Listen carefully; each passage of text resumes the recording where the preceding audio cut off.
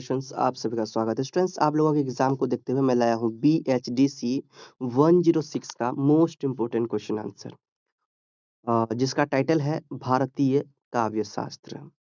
Students, ये जो आपका क्वेश्चन है वो बहुत ही मोस्ट इम्पोर्टेंट क्वेश्चन है। ये इसलिए मोस्ट इम्पोर्टेंट है, देखिए, क्योंकि इसमें 5 इयर्स PYQ को देखते हुए जो मोस्ट रिपीटेड एंड जो मोस्ट इम्पोर्टेंट क्वेश्चन हैं, उन सभी क्वेश्चन को लिया गया है। ठीक है, सो ये जून 2026 और दिसंबर 2026 एग्जाम वाले स्टूडेंट्स को जो एग्जाम देंगे दिसंबर 2026 में, जून 2026 में भी देने वाले हैं, आप दोनों के लिए बहुत ही इम्पोर्टेंट है। और अगर आपने इन सभी प्रश्न को सही से देख लिया, समझ लिया, डेफिनेटली है कि आप 100 मार्क्स का लिख कर आओगे, है ना। सो ये आपका जो आईडी है यूट्यूब का, ठीक है, यूट्यूब चैनल है, तो इस चैनल को जरूर सब्सक्राइब करके रखिए आप लोग, क्योंकि आपको बेल आइकन दबा के रखना है इसमें। और इसमें जितने भी वीडियोस आपके थ्रू आपके सब्जेक्ट कोड के मिलेंगे, आपको जरूर देखना है, हाँ, ताकि आपका एग्जाम बहुत अच्छा जाए। कोई भी डाउट हो तो आप इस आईडी में मैसेज कर सकते हैं, इंस्टा आईडी में। डाउट्स डायरेक्ट यहाँ से क्लियर कर पाएंगे। चलिए आगे बढ़ते हैं। स्टूडेंट्स, क्वेश्चन आंसर को समझने से पहले हम लोग पैटर्न देखेंगे, प्रीवियस ईयर क्वेश्चंस को देखेंगे, किस प्रकार क्वेश्चन पूछे गए हैं। सो हम लोग देखने जाएंगे, अभी देखेंगे दिसंबर 2025 का क्वेश्चन पेपर। इससे जस्ट कुछ महीना पहले आपका एग्जाम हुआ था दिसंबर 2025 में, इग्नू का ये सब्जेक्ट का जो क्वेश्चन पेपर देखेंगे, उससे ये पता चलेगा कि हमारा क्या पैटर्न रह रहा है। सेम वही पैटर्न अभी भी आपके रहेंगे। चलिए हम लोग देखते हैं किस तरह से क्वेश्चन पूछे जाते हैं। सो ये देखिए, क्वेश्चन पेपर है आपका BHDC 106 का। इसका जो एग्जाम कब हुआ था, दिसंबर 2025 में, जो आपका क्वेश्चन पेपर मैं अभी दिखा रहा हूँ दिसंबर 25 का। सो ये आपका टाइटल है भारतीय काव्य शास्त्र। स्टूडेंट्स, इसका जो एग्जाम होता है 3 घंटे का आपका एग्जाम होता है, और इसमें जो आपको 100 मार्क्स दिए जाते हैं। और ये जो प्रश्न है, इनमें से 5 प्रश्नों के उत्तर देने होते हैं। सभी प्रश्न उनके अंक समान हैं, यानी कि सभी प्रश्न का अंक 20 है। एक क्वेश्चन का जवाब एक क्वेश्चन का आंसर देने पर आपको 20 मार्क्स मिलते हैं। सही तरह से आपको आंसर देना है, और 20 मार्क्स के लिए आपको 4 से 5 पेज लिखने होंगे। 4 से 5 पेज लिखने होंगे, समझ जाओ। सो पहला क्वेश्चन पूछा गया था, भारतीय काव्य शास्त्र के प्रमुख संप्रदायों का संक्षिप्त विवेचन कीजिए। देखिए स्टूडेंट्स, आप लोग कोशिश कीजिएगा कि ये भारतीय काव्य शास्त्र के बारे में अच्छा से जान लें। अगर नहीं भी अगर याद रहेगा, तो भारतीय काव्य शास्त्र को याद करते हुए आप अपने माइंड से बनाकर लिख सकते हैं। सो भारतीय काव्य शास्त्र को समझिएगा जरूर। एंड इसमें वैसे मैंने जो क्वेश्चन आंसर मैंने आपको लिए लिया है नोट्स में, वो सभी मोस्ट इम्पोर्टेंट है। रीति काल में काव्य शास्त्र का विकास विषय पर आलोचनात्मक विवेचन कीजिए, है ना। तो रीति काल क्या है, पहले ये समझिएगा, रीति काल का काव्य शास्त्र। तो ये सब क्वेश्चन देखिए, मैं सजेस्ट ये करना चाहूंगा, दिसंबर 25 का भी क्वेश्चन आपको देख कर जाने हैं। आगे का काव्य चिंतन स्पष्ट की, जिसमें भी 20 मार्क्स हैं, ठीक है। तो आचार्य मम्मट के काव्य लक्षण संबंधी विचार बताइए, इसमें भी 20 मार्क्स है। रस का अर्थ स्पष्ट करते हुए रस चिंतन पर किसी एक आचार्य के विचारों का आलोचनात्मक विवेचन कीजिए, है ना। 20 मार्क्स। हिंदी साहित्य में रस चिंतन पर एक निबंध लिखिए, इसमें भी 20 मार्क्स है। आचार्य विश्वनाथ द्वारा की गई साधारणीकरण की व्याख्या पर विचार कीजिए, इसमें भी 20 मार्क्स, है ना। वाक्य में छंद का महत्व स्पष्ट कीजिए, इसमें भी 20 मार्क्स। ये सब क्वेश्चन देखिए आप लोग। 9 नंबर में है, पश्चिमी चिंतन के संदर्भ में औचित्य विवेचन की चर्चा कीजिए, इसमें भी 20 मार्क्स। तो कुल मिला के देखिए, आपको यहाँ पर 9 क्वेश्चन यहाँ पर दिखा, और 10 नंबर में आपके जो क्वेश्चन है, निम्नलिखित में से 2 पर टिप्पणी करना है। ठीक है, यहाँ पे टोटल 4 क्वेश्चन दिया गया टिप्पणी वाला, 1 2 3 4। जो आपको 2 अच्छा लग रहा है उसका जवाब देंगे। तो एग्जाम में आपका जो पैटर्न होगा इसी तरह रहेंगे, इसी तरह पैटर्न रहेगा। एक क्वेश्चन में 10 मार्क्स मिलेंगे अगर टिप्पणी वाला बनाया, तो टिप्पणी वाला जब भी आप छेड़िएगा, जब भी उसको बनाने का मन हो ना टिप्पणी वाला, तो कोई 2 क्वेश्चन जरूर बनाइएगा, एक क्वेश्चन बना के नहीं छोड़ना है। ठीक है, सो इस तरह से आपको देखिए 10 क्वेश्चन दिया है भैया, पूरा 10 क्वेश्चन दिया है, और इन 10 में से कितना बढ़िया है ना, ओनली 5 ही क्वेश्चन का जवाब देना है। मजा आएगा, बहुत मजा आएगा, सुपर हिट एग्जाम भी सुपर जाएगा। मेरे चैनल से जुड़े हो, आप लोगों का एग्जाम भला सुपर ना जाए, ऐसा कैसे हो सकता है। और आप लोग जरूर चैनल को सब्सक्राइब कर लीजिएगा, ताकि मजा आए। सो चलिए हम लोग देखते हैं, आगे बढ़ते हैं। और ये PDF जरूर परचेस कर लीजिएगा, क्योंकि एग्जाम देने से पहले अगर 10 मिनट, आधा घंटा, 1 घंटा, 2 घंटा पहले भी अगर आप ये PDF देख लेते हैं, डेफिनेटली बहुत अच्छा आपको यहाँ पर रिजल्ट मिलने वाला है। सो चलिए टाइम वेस्ट नहीं करते हुए यहाँ से हम लोग स्टार्ट करते हैं BHDC 106 का क्लास। अब देखो ये जो सबसे पहले हमें यहाँ समझना है भैया, भारतीय काव्य शास्त्र को। भारतीय काव्य शास्त्र का मतलब होता है भारत में कविता, साहित्य, नियम, गुण और सुंदरता का जिसमें अध्ययन कराया जाए, उसी को हम लोग भारतीय काव्य शास्त्र कहेंगे। जैसे कि मान लो कि कविता अगर किसी ने लिखा है, तो कविता कैसे लिखी जाए, उसमें कैसे सौंदर्य का उपयोग हो, कैसे कविता को बनाया जाए कि जो पढ़ने वाले पाठक हो, उसको आनंद आए, मजा आए। ठीक है, तो इन सभी बातों को देखते हुए बनाना काव्य शास्त्र कहलाएगा। समझ में आ गया? मतलब कविताओं को सही रंग रूप देने की क्रिया, देने की कला, भारत के अंतर्गत भारतीय काव्य शास्त्र में यही क्या होगा, जो काव्य कविता को एक सही रूप दो, सही तरीका दो, दे दुनिया को अच्छा लगे, दुनिया को सीख मिले, तो ये हमारा भारतीय काव्य शास्त्र हुआ। अंडरस्टैंड, समझ में आ रहा है? तो काव्य फिर से एक बार समझिए कि भारतीय काव्य शास्त्र का मतलब क्या हुआ, कि भारत में बनाए गए कविता, जैसे कि काव्य के गुण, दोष, अलंकार, रस आदि करने वाले शास्त्र को ही हम लोग क्या कहेंगे, भारतीय काव्य शास्त्र। देखो इसमें रस को देखा जाता है। रस में क्या, कि जो कविता पढ़कर जो भाव या आनंद मिलता है, उसे रस कहते हैं। जिसे पढ़ने में आनंद आ जाए, मजा आ जाए, उसे रस कहते हैं। क्या कहते हैं भैया? रस कहते हैं। और अलंकार का ध्यान देना है। अलंकार, अलंकार का मतलब समझते हो? अब भारतीय काव्य शास्त्र को लिखने के लिए अलंकार का भी ध्यान देना पड़ता है भाई। तो अलंकार क्या है? अलंकार कविता की भाषा को सुंदर जब बनाता है, जिस कविता की भाषा को सुंदर बनाने के लिए ग्रामर का यूज किया जाए, कौन सी? हिंदी ग्रामर का। जैसे कि उसका मुख चांद के समान है, मतलब इसको और भी बेटर बना रहा है। ठीक है, तो यहाँ पे अलंकार का यूज कर दिया जाता है। फिर रीति, रीति कविता लिखने की विशेष शैली को कहते हैं। तो रीति का भी उपयोग किया जाता है किसको, कविता को लिखने के लिए। ध्वनि को, ऐसे ध्वनि का यूज उसमें, मतलब ऐसे लिखना है ना जिसको पढ़ने में मजा आए, ध्वनि अच्छा ध्वनि के लिए। ठीक है, तो ये है भारतीय काव्य शास्त्र का मतलब।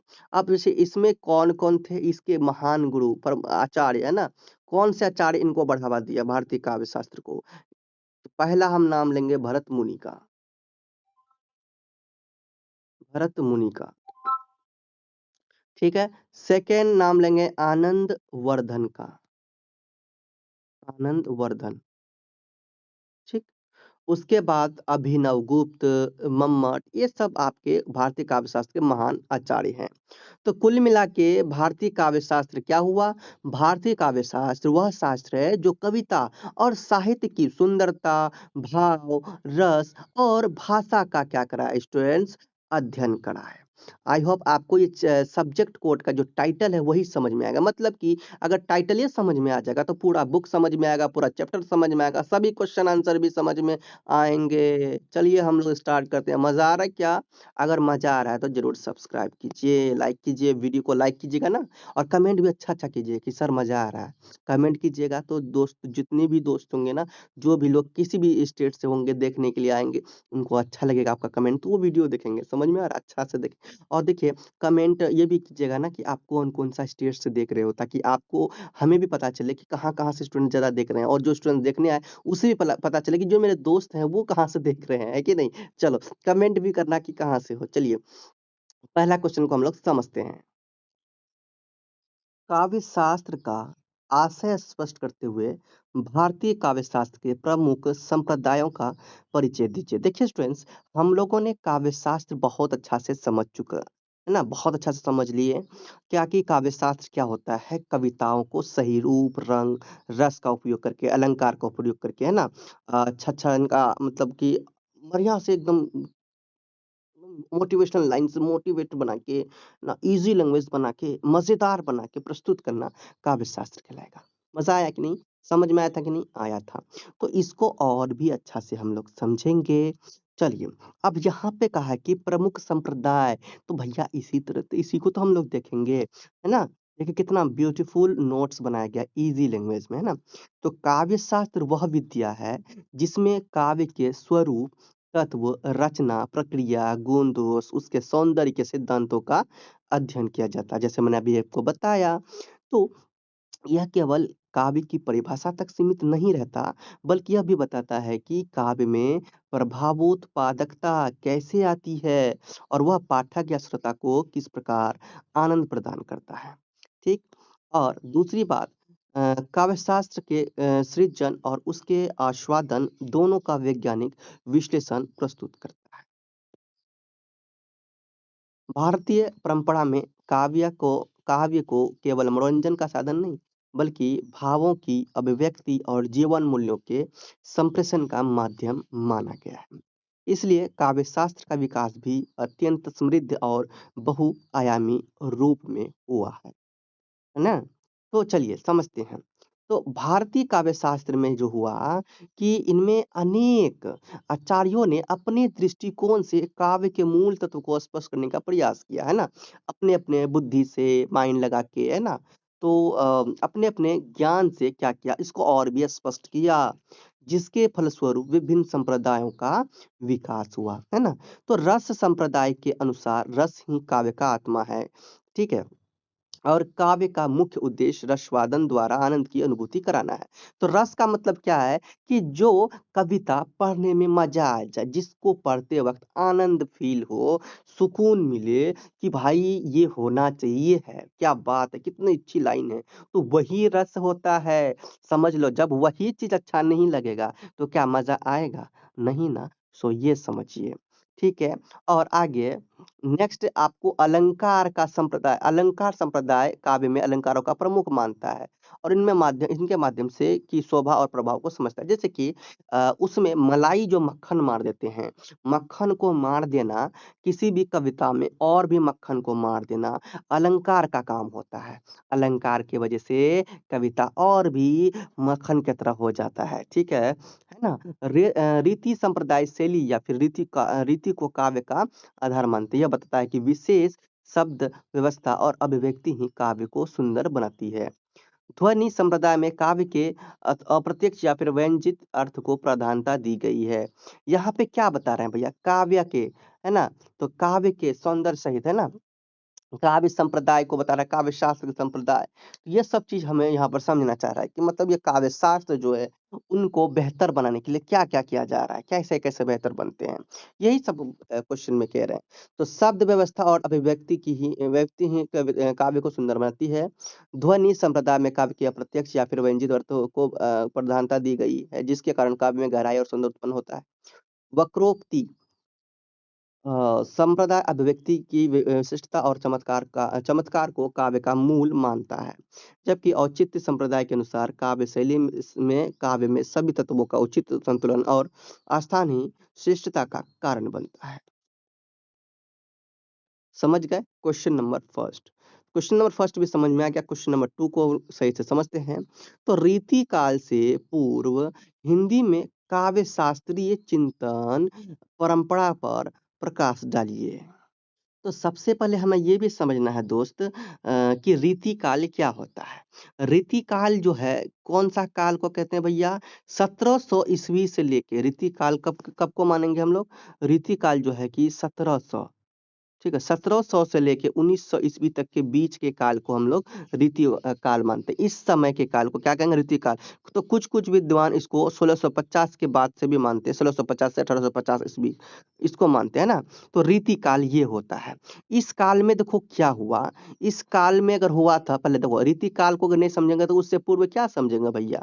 तो रीति काल में क्या हुआ था, तो कवियों ने काव्य के नियम यानी कि रीति, अलंकार, श्रृंगार रस और नायक-नायिका के वर्णन पर भी अधिक ध्यान दिया था।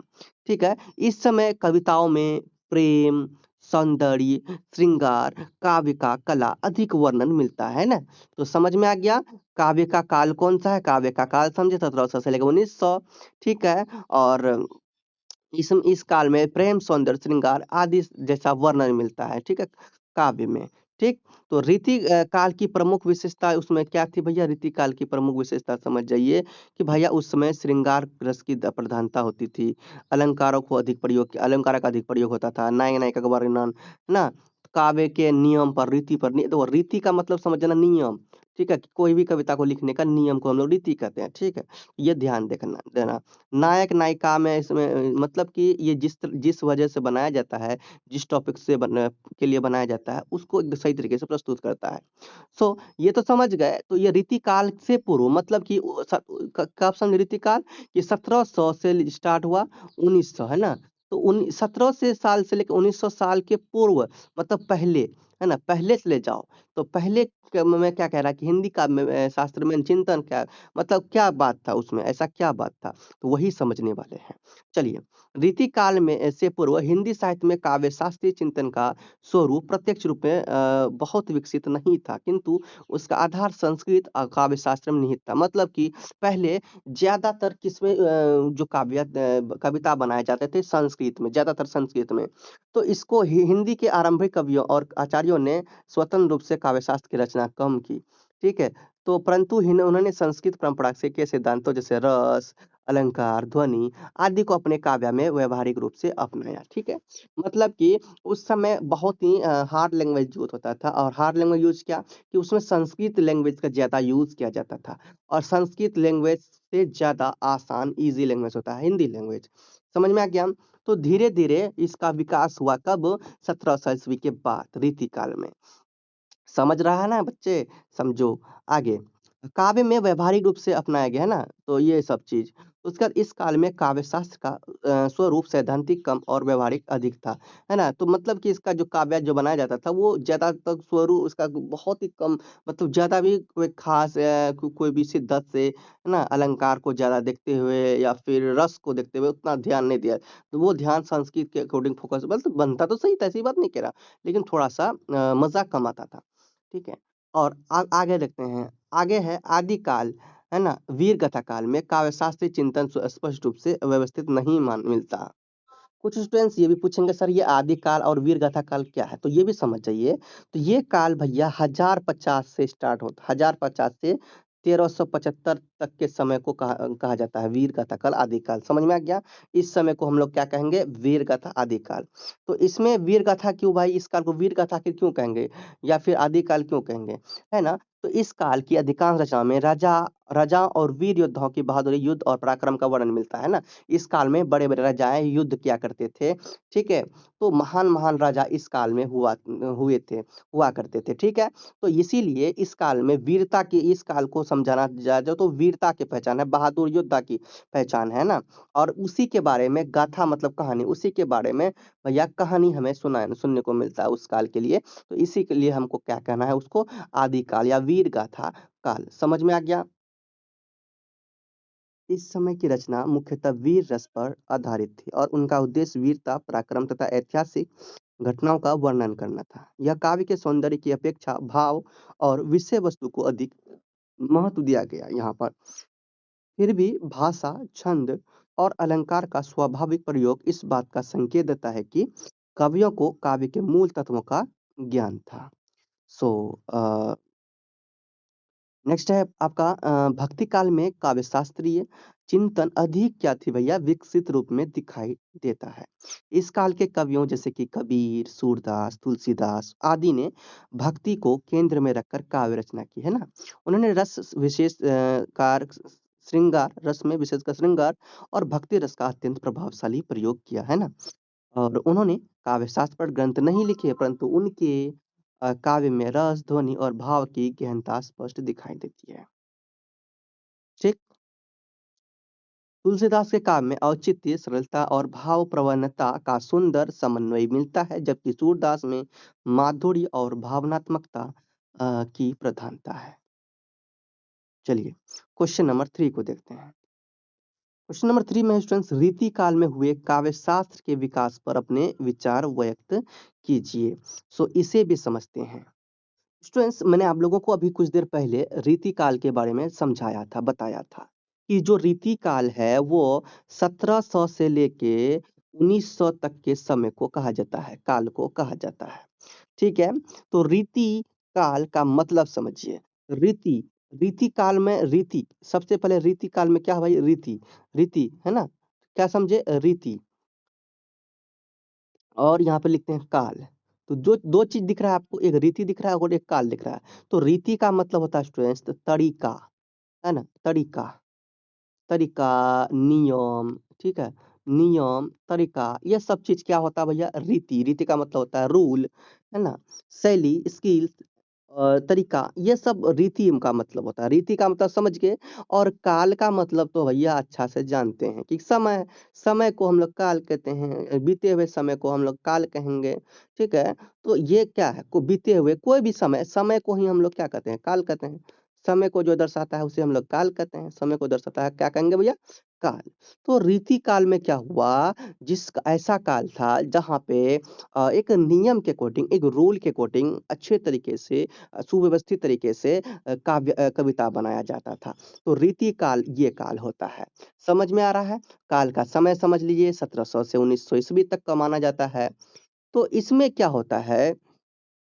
इस काल में अच्छी कविता कैसे लिखी जाए, उसमें कौन-कौन से अलंकार का प्रयोग किया जाए, भाषा जो है कि कैसी होनी चाहिए, तो वो सब देखा जाता था।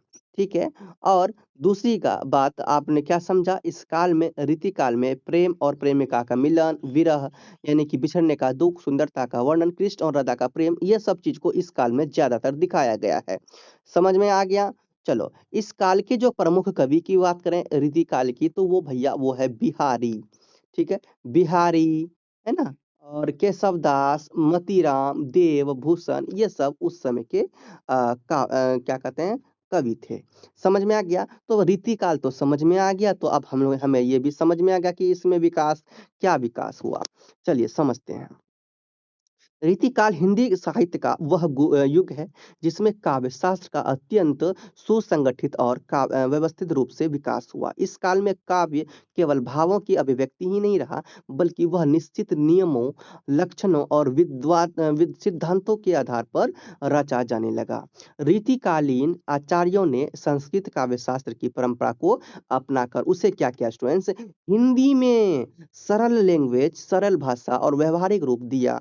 सही क्या? इस कारण यह युग आचार्य युग भी कहा जाता है। इस युग को, ऋतु काल को हम लोग आचार्य युग भी कहते हैं।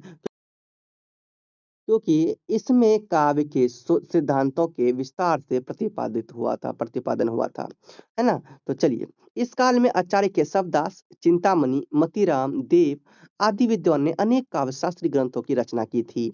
इन ग्रंथों में रस, अलंकार, रीति, गुण, दोष तथा नायिका भेद जैसे विषयों का विस्तृत विवेचन मिलता है। विशेष रूप से श्रृंगार रस को प्रमुख स्थान दिया गया और उसके और विभिन्न रूपों का सूक्ष्म विश्लेषण किया गया।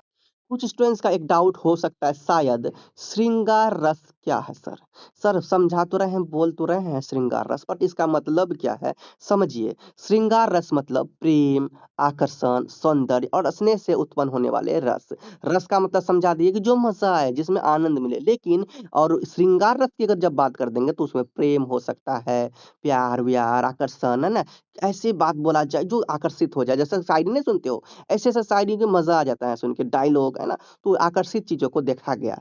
इसीलिए उसी को यानी कि रस को और भी बेटर बनाना, वो श्रृंगार रस कहलाएगा। कितना अच्छा से समझा रहे हैं, कौन समझाएगा भैया? बड़ा बढ़िया चैनल में जुड़ गए हैं। जब चैनल में बढ़िया जुड़े हैं तो सब्सक्राइब करना बनता है। अगर अभी भी आपने सब्सक्राइब नहीं किया है, अभी आपने सोचा यार किसी तरह टाइम पास कर लेते हैं, सर का क्या सपोर्ट करें, तो भैया फिर तो गलत बात है ना? सब्सक्राइब ज़रूर कीजिए, मेरा मेहनत देखिए। चलिए, अ, विशेष रूप से श्रृंगार को प्रथम स्थान दिया गया। उसके विभिन्न रूपों का सूक्ष्म विश्लेषण किया गया। नायिका भेद की परंपरा भी इस काल में अत्यधिक विकसित हुई। ठीक है? तो देखिए, छोटा-छोटा जो भी है बचे हुए आप लोग पढ़ेंगे ना, समझ में आ जाएगा, ठीक है?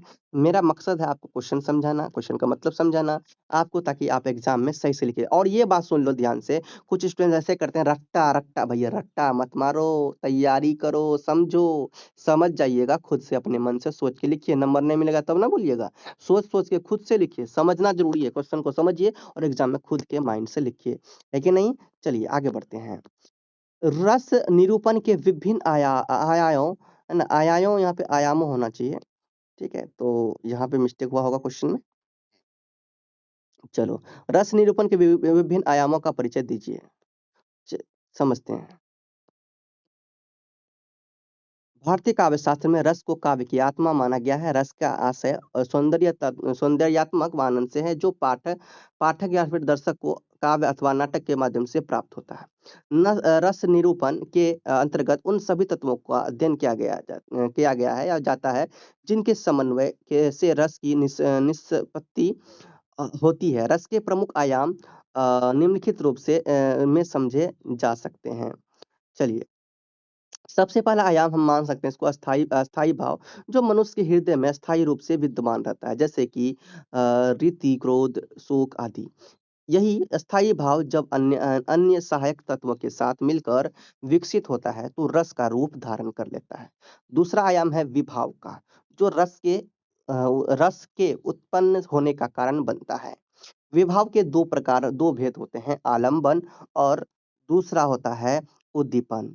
ठीक है, आलंबन का मतलब होता है व्यक्ति या फिर वस्तु, उद्दीपन का मतलब होता है परिस्थितियां। ये दोनों मिलकर अस्थाई भाव को क्या करते हैं स्टूडेंट, जागृत करते हैं। तीसरा आयाम भैया माना जाता है अनुभव को, है ना, जो अस्थाई भाव के जागृत होने पर बाह्य रूप में प्रकट होने वाले लक्षण है, जैसे कि आंसू आना, हंसना, शरीर का कांपना आदि। चौथा आयाम है संचारी भाव, है जो अस्थाई भाव को स्पुष्ट करने वाले भाव होते हैं, जैसे चिंता, लज्जा, उत्साह आदि। ये भाव अस्थाई भाव को गहराई प्रदान करते हैं और रस की अनुभूति को सशक्त बनाते हैं। इन सभी तत्वों के समन्वय को से रस की निष्पत्ति होती है, जिसे रस निरूपण का मुख्य उद्देश्य माना जाता है। चलिए, क्वेश्चन नंबर 5 है स्टूडेंट्स आपका, आचार्य रामचंद्र शुक्ल के रस सिद्धांत की क्या कीजिए, व्याख्या कीजिए। तो चलिए समझते हैं। सबसे पहले ये देखिए कि रामचंद्र क्या है। आचार्य रामचंद्र शुक्ल कौन है भैया, समझिए।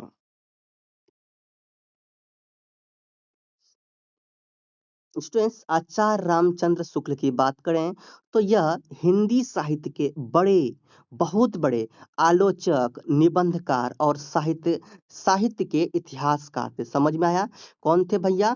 ये आचार्य रामचंद्र शुक्ल साहित्य के इतिहासकार थे। समझ में आ गया, बहुत ही बड़े निबंधकार, साहित्य के इतिहासकार थे। उन्हें हिंदी साहित्य इतिहास लिखने वाला महान विद्वान भी माना जाता है आचार्य रामचंद्र शुक्ल को। तो भैया छोटा मोटा कोई व्यक्ति नहीं था, बहुत ही महान व्यक्ति था। ठीक है, और इसने जैसे कि इतिहासकार किसी देश का इतिहास लिखता है, वैसे ही रामचंद्र शुक्ल भी ने क्या किया भैया, हिंदी साहित्य का इतिहास लिख दिया। समझ में आ गया।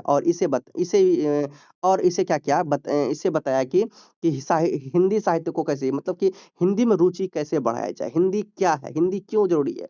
तो ये एक तरीके से हिंदी की भूख जगा दी भाई। कौन भैया? आचार्य रामचंद्र शुक्ल। समझ में आ रहा है क्या? यही है। अब हम लोग आगे बढ़ते हैं। तो आचार्य रामचंद्र शुक्ल समझ में आ गया, तो आगे बढ़े, मजा आएगा समझने में। आचार्य रामचंद्र शुक्ल ने भारतीय काव्य शास्त्र के पारंपरिक रस सिद्धांत को आधुनिक दृष्टि से पुनः व्याख्यायित किया। ठीक है, उन्होंने रस को केवल सौंदर्यात्मक आनंद या फिर अलौकिक अनुमति न मानकर उसे मानव जीवन की वास्तविक भावनाओं से जोड़कर देखा। उनके अनुसार काव्य का उद्देश्य केवल मनोरंजन नहीं, बल्कि हृदय की संवेदनाओं का विस्तार और जीवन की गहरी अनुभूति कराना है। शुक्ल जी के अनुसार शुक्ल जी कौन? अभी शुक्ल जी बोल रहे थे, कहीं माइंड को नहीं डिस्टर्ब कर लीजिएगा कि कौन शुक्ल जी। तो आचार्य रामचंद्र शुक्ल की बात कर रहे हैं ये, अभी जो हम लोग चर्चा किए। तो शुक्ल जी कौन है? आचार्य रामचंद्र शुक्ल। तो शुक्ल जी के अनुसार रस का आधार मानव की सहानुभूति या फिर सहृदयता है। जब पाठक किसी काव्य को पढ़ता है तो वह उसमें वर्णित भावों के साथ तादात्म्य स्थापित करता है और उन्हीं भावों का अनुभव करता है। इस प्रक्रिया को उन्होंने हृदय की विश्रांति और भावों का विस्तार कहा। उनके मत में रस कोई रहस्यमय या फिर अलौकिक तत्व नहीं, बल्कि यह मनुष्य के अनुभवों और सामाजिक जीवन से उत्पन्न होता है। तो इस प्रकार उन्होंने इस रस को जीवन से सापेक्ष और यथार्थवादी दृष्टिकोण से समझाया।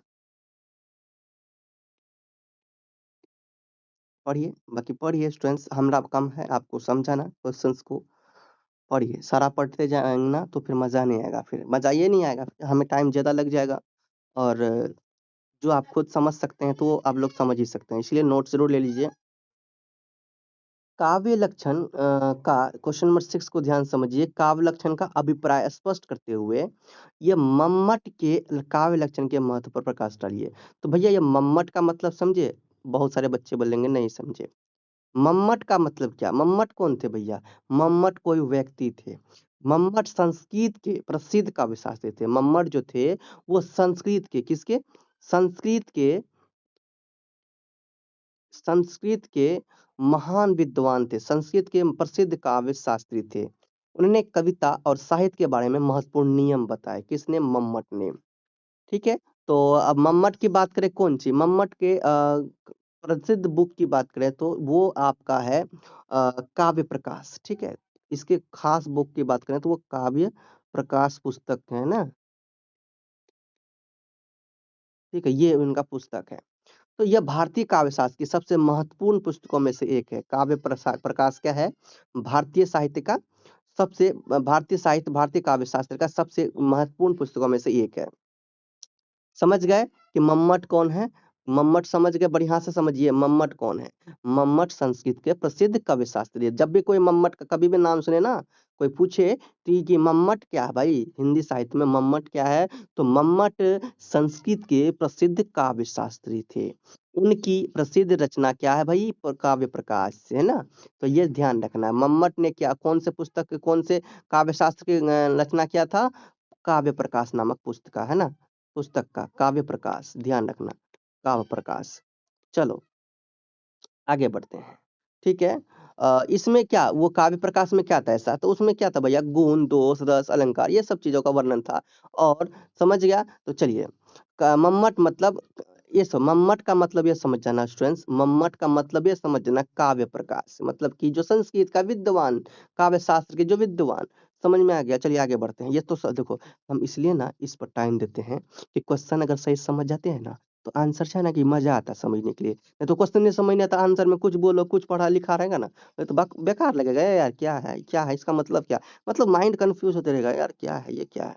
तो इसीलिए हम ना समझाने की कोशिश करते हैं जड़ से। जड़ें मजबूत नहीं रहेगा तो मजा नहीं आएगा। चलिए,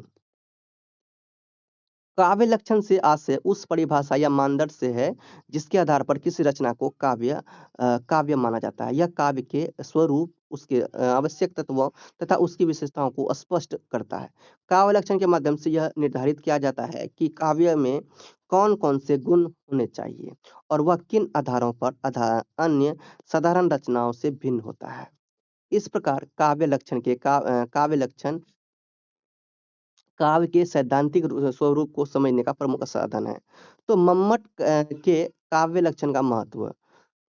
तो आचार्य मम्मट ने अपने ग्रंथ काव्य प्रकाश में काव्य का प्रसूत क्या किया था? लक्षण बताया कि शब्दार्थो सहितो काव्यम। क्या बताया? उसने ये बता दिया था अपने ग्रंथ में कि शब्दार्थो सहितो काव्यम।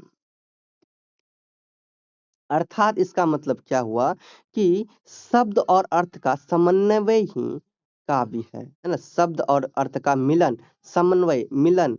तो ये सब क्या है? शब्द का अर्थ अगर नहीं समझ में आए तो वो काव्य नहीं कहलाएगा। तो शब्द और अर्थ का समन्वय, मिश्रण ही काव्य है। मम्मट के अनुसार केवल शब्द या केवल अर्थ अपने आप में काव्य नहीं हो सकते, बल्कि दोनों का सुंदर और सार्थक मेल ही काव्य को जन्म देता है। देखो उस समय में बताओ कैसे समझ में आएगा? ये देखो ये छोटा सा ये वर्ड्स संस्कृत का कितना बड़ा मीनिंग देता है। यही बात था कि पुराने समय में जो संस्कृत चलते थे, संस्कृत का विकास हुआ, संस्कृत लोग बोलते थे, संस्कृत जानते थे, संस्कृत प्रसिद्ध था। वो समय कैसा हुआ होगा? ठीक है। अब आज का समय हमें कितना, अब ये सोच रहे हैं ये संस्कृत कितना हार्ड है कि नहीं? सोचिए। चलिए आगे बढ़ते हैं। मम्मट के काव्य लक्षण का विशेष महत्व इसलिए है क्योंकि यह काव्य के दोनों मूल पक्षों शब्द, भाषा, शैली और अर्थ यानी कि भाव, विषय को समान रूप से महत्व देता है। इससे यह स्पष्ट होता है कि काव्य में न केवल भावों की गहराई आवश्यक है, बल्कि उनकी अभिव्यक्ति और प्रभावपूर्ण होनी चाहिए। क्या होना चाहिए? प्रभावपूर्ण होनी चाहिए। इसके अतिरिक्त मम्मट ने गुण, दोष और अलंकार आदि का भी विस्तृत विवेचन किया, जिससे काव्य की समग्रता को समझने में सहायक मिलती है। उनका काव्य लक्षण सरल, व्यापक और व्यावहारिक होता है, जो सभी प्रकार के काव्य पर लागू होता है। इनमें आगे के आचार्यों को भी इनसे इसने क्या किया था, आगे के आने वाले समय के जो आचार्य है उनको भी प्रभावित किया और हिंदी साहित्य अन्य भारतीय भाषाओं के काव्य शास्त्र को सुदृढ़ आधार प्रदान किया। ओके, सो ये क्वेश्चन नंबर 6 कंप्लीट होता है। क्वेश्चन नंबर 7 को देखिए। 7 है क्वेश्चन नंबर, काव्य प्रयोजन, काव्य प्रयोजन नहीं प्रयोजन होगा, ठीक है। काव्य प्रयोजन संबंधी विभिन्न आचार्यों के मतों पर अपने विचार व्यक्त कीजिए। समझिए, काव्य प्रयोजन से आशय आशय क्या है, काव्य के उद्देश्य या फिर उसके फल से है। अर्थात काव्य किस लिए रचा जाता है और उसे क्या लाभ होता है। भारतीय काव्य शास्त्र में विभिन्न आचार्यों ने काव्य के प्रयोजन को अलग अलग दृष्टि से स्पष्ट किया, जिसमें आनंद, शिक्षा, लोक मंगल तथा भाव विकास प्रमुख है। प्राचीन आचार्य भरत मुनि के अनुसार काव्य यानी विशेषता नाटक, काव्य अनुसार काव्य क्या था, विशेषता नाटक था। का मुख्य प्रयोजन क्या था, रस निष्पत्ति, जिससे दर्शक को आनंद की अनुभूति होती है। तो ये सब समझ चुके हो रस क्या है। उन्होंने काव्य को मनोरंजन के साथ साथ मानसिक शांति और विश्रांति साधन माना। भामह और दंडी ने काव्य का प्रयोजन यश प्राप्ति और अर्थ लाभ भी बताया। अर्थात अर्थात कवि काव्य रचना के माध्यम से कीर्ति अर्जित करता है और समाज में प्रतिष्ठा बढ़ाता है। समझ गए? चलो, आनंदवर्धन ने काव्य का प्रमुख उद्देश्य ध्वनि के माध्यम से गूढ़ भावों की अभिव्यक्ति और सहृदय को आनंद प्रदान करना माना। उनके अनुसार काव्य का वास्तविक प्रभाव उसके व्यंजित अर्थ में निहित होता है। मम्मट ने काव्य के प्रयोजन को व्यापक रूप में स्वीकार करते हुए कहा कि काव्य से यश, अर्थ, व्यवहार, ज्ञान, दोष निवारक और आनंद भी सभी की प्रगति होती है। ठीक है, चलो, बाकी देखिए पढ़िए, आपको समझ में आएगा जरूर, समझ में जरूर आएगा। मैं क्वेश्चन अब समझाया करूंगा, वीडियो लंबा हो रहा है, क्वेश्चन सही से समझा दिया करूंगा। बाकी ये जो आंसर है आप लोग वीडियो को रोक कर भी समझ सकते हैं या फिर आप लोग ये नोट्स परचेस कर सकते हैं। नोट्स परचेस कीजिए भैया, सही रेट पे आपको नोट्स मिलेगा। और ये बहुत ये फ्यूचर है। ये जो नोट्स आप खरीद रहे हो फ्री, कोई बिस्कुट, कोई चॉकलेट है ना, कोई बिस्किट, चॉकलेट, कॉफी, मोमोज, ये सब चीज नहीं खरीद रहे हो, है ना। किस्मत की फ्यूचर खरीद रहे हो, इसीलिए नोट्स को जरूर परचेस कीजिएगा। क्वेश्चन नंबर 8 है आपका, साधारणीकरण का आशय बताते हुए इस संबंध अनुभव गुप्त के मत का विवेचन कीजिए। समझिए, साधारणीकरण भारतीय काव्य शास्त्र का एक महत्वपूर्ण सिद्धांत है। क्या है साधारणीकरण? भारतीय काव्य शास्त्र का महत्वपूर्ण सिद्धांत है, जिसका संबंध रस निष्पत्ति से है। किससे है? रस निष्पत्ति मतलब रस बनाने से। साधारणीकरण का अर्थ है विशेष व्यक्तिगत भावों का समन्वय, सार्वजनिक रूप से रूपांतरण। तो यहाँ पे साधारणीकरण का मतलब यह है कि कोई भी कविता को इस रस से बनाया जाए जो सरल हो, इजी हो। जब कवि या फिर नाटककार किसी पात्र के व्यक्तिगत अनुभव या फिर भावना को इस प्रकार प्रस्तुत करता है कि वह सभी सहदृश्यों सहृदयों के लिए सामान्य रूप से ग्राह्य और अनुभूत हो सके, तो इस प्रक्रिया को साधारणीकरण कहा जाता है। इस अवस्था में पाठक या फिर दर्शक अपने व्यक्तिगत बंधनों को भूलकर काव्य के भावों के साथ तादात्म्य स्थापित करता है और रस का आस्वादन करता है। नेक्स्ट है आपका अभिनव गुप्त का मत, है ना। तो आचार्य अभिनव गुप्त ने साधारणीकरण की क्या की प्रक्रिया को अत्यंत सूक्ष्म और दार्शनिक ढंग से प्रस्तुत किया, है ना। तो मतलब ये जो प्रक्रिया था सरल करने का, उसको और भी अच्छे तरीके से प्रस्तुत किया। उनके अनुसार जब दर्शक नाटक या फिर काव्य को देखता या पढ़ता है, तो वो अपने अहम मतलब व्यक्तिगत पहचान और ममता यानी स्वामित्व भाव को कुछ समय के लिए त्याग देता है ना। और परिणाम स्वरूप काव्य में प्रस्तुत भाव की एक व्यक्ति तक सीमित नहीं रखते, बल्कि वे सार्वभौमिक बन जाते हैं। यही क्या है स्टूडेंट्स, साधारणीकरण है। वैसे मैंने आपको बताया जिसका कारण रस की अनुभूति संभव होती है।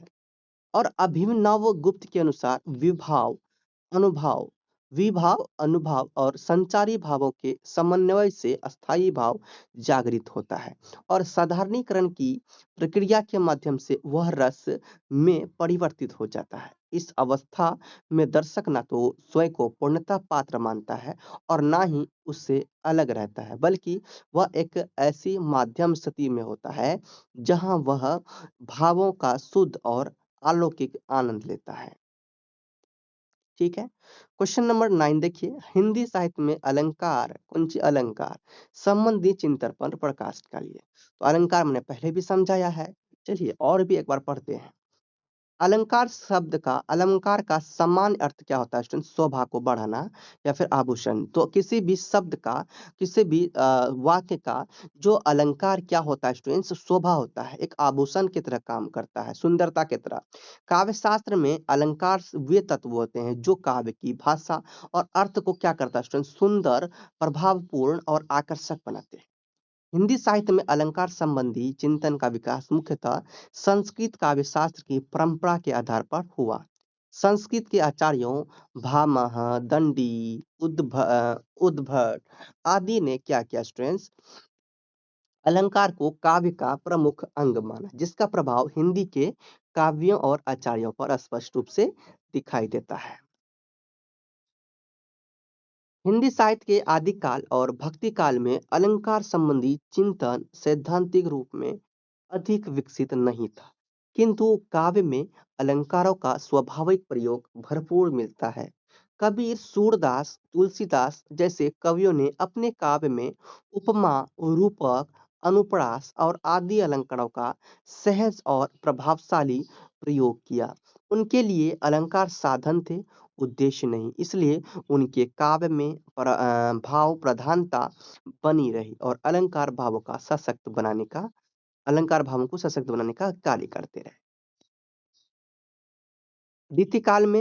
रीतिकाल में अलंकार संबंधी चिंतन अपने चरम पर पहुंचा। इस काल में आचार्य के केशवदास, मतीराम देव आदि ने अलंकारों का विस्तृत और व्यवस्थित विवेचन किया। उनके काव्य शास्त्रीय ग्रंथों में अलंकारों के भेद, लक्षण, उदाहरण प्रस्तुत किए गए। इस समय अलंकारों को काव्य की शोभा या फिर मुख्य आधार माना गया और उनके सूक्ष्म विश्लेषण पर विशेष बल दिया गया। ब्रज भाषा में रचित काव्य में अलंकारों का अत्यंत सुसज्जित और कलात्मक रूप देखने को मिलता है। आधुनिक हिंदी साहित्य में अलंकारों के प्रति दृष्टिकोण में परिवर्तन आया, जब अलंकारों को काव्य का अनिवार्य अंग न मानकर सहायक तत्व के रूप में स्वीकार किया गया। आधुनिक कवियों ने भाव, विचार और यथार्थ को प्राथमिकता देते हुए अलंकारों का संयमित प्रयोग किया। क्वेश्चन नंबर 9 क्लियर होता है। क्वेश्चन नंबर 10 को देखते हैं। हिंदी काव्य शास्त्र की विकास यात्रा पर प्रकाश डालिए। तो हिंदी काव्य शास्त्र देखो, काव्य हर जगह काव्य शास्त्र ही। अब कुछ स्टूडेंट्स कहते हैं सर पूरा डीपली, भैया सब तो डीपली ही है। मतलब कि सब चीज काव्य शास्त्र ही से जुड़ा हुआ। कितना मैं आप लोगों को अलग से बताऊं? काव्य शास्त्र है कि नहीं? सो मैं यहाँ पर रीड करते जाऊंगा। हिंदी काव्य शास्त्र का विकास एक दीर्घ और क्रमिक प्रक्रिया का परिणाम है, जिसकी जड़ें प्राचीन संस्कृत काव्य शास्त्र में निहित है। प्रारंभिक चरण में हिंदी साहित्य ने संस्कृत आचार्यों भरतमुनि, भामह, आनंदवर्धन आदि के सिद्धांतों को आधार बनाकर काव्य की रचना और सौंदर्य को समझा। इस समय काव्य शास्त्रीय चिंतन सैद्धांतिक रूप में कम और व्यवहारिक रूप में अधिक दिखाई देता है, जहाँ कवियों ने रस, अलंकार और ध्वनि जैसे तत्वों का स्वाभाविक प्रयोग किया। आदिकाल में काव्य शास्त्र का कोई व्यवस्थित स्वरूप नहीं मिलता, परंतु वीर गाथात्मक काव्य में भाषा, छंद और अलंकारों का प्रयोग यह संकेत देता है कि कवियों को काव्य के मूल तत्वों का ज्ञान था। भक्ति काल में यह परंपरा अधिक विकसित हुई, जहाँ कबीर, सूरदास, तुलसीदास जैसे कवियों ने भाव और भक्ति को केंद्र में रखकर काव्य रचना की।